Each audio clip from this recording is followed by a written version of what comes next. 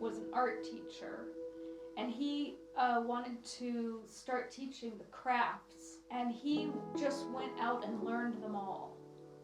And he would get the equipment for his classroom, and then he would get an extra one for us. So in our home, we had a loom and a potter's wheel and an enameling kiln and, clay bins and several different crafts.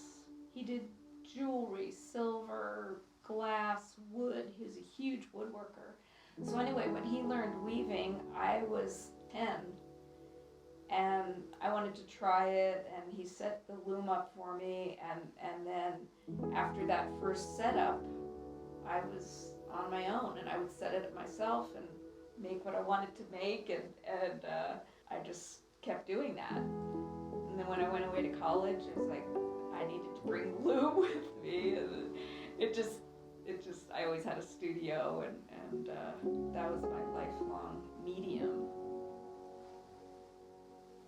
The Navajo has their own traditional design of a loom and their way of weaving the fabric and their way of changing colors, making the different shapes.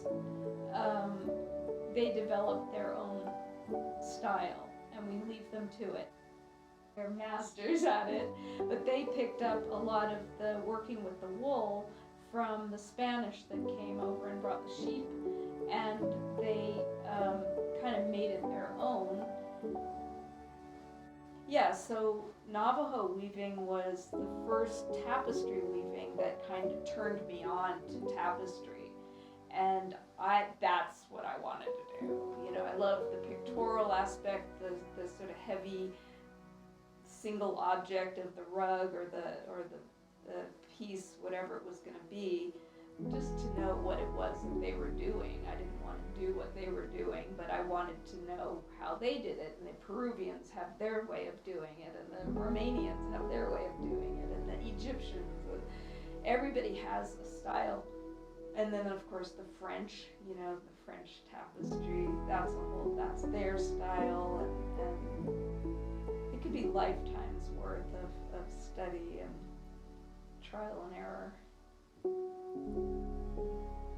5 years ago, that 2015, I went to Scotland for 3 months, the whole summer, and that's where I decided that I just wanted to be an artist. I was working as a chef, and I had all of this work to do and income, but I just felt like it was just taking away my life. And I had this, awakening when I was over there, because it's a very textile-oriented culture, and I just spent 3 months just looking at art and walking around, and that's when I sort of woke up, is that when you go back, you have to just do your art and live in a way that was within the means of what I could do. And I love that immersion. I love spending as much time as it takes, and I love coming out the other end, and when you cut that off the loom, it's like something being born, but so much has been going on in the time that you've been working on it. I always say that the art that you see is a byproduct of this journey that you've been on to create it.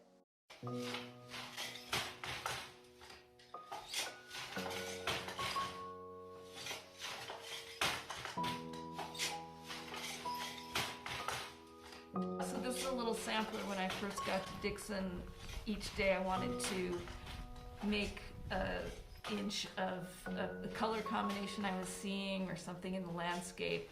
And so there was like the earth and the plants, and then there was some snow on the clay and the sky gradation. And the first night I got here, there was a rattlesnake on my patio, so that's my friend, little prairie rattlesnake. And more gradations in the sky, little puffy clouds. And then right down at the end of 75 meets 68, there's this really, really slanty formation, and I just had to make that diagonal. The river river, you know, kind of tell a story.